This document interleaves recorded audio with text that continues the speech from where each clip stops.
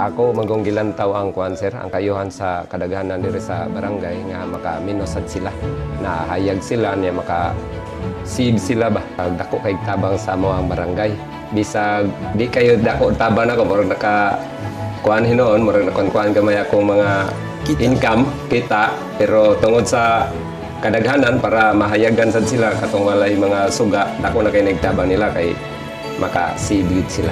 Kaysa ari nako magpa-charge sila tag 5 pesos kaysa kana nga nanay charge na isuga dako kay tabang sa amo ang barangay. Ang ako lang kuan tambag sa taubang nga barangay nga wala pa ni kuanan ni mas nindot yun nga mo pa kuan sad sila nga magpa kuan ninyo sir kay dako na kay nang tabang sa barangay kay ingonana nga layo walay electricity nga nisuod walay buhiko mintras wala pay buhiko need yun kay ni namo nganan og So, sa ubang barangay.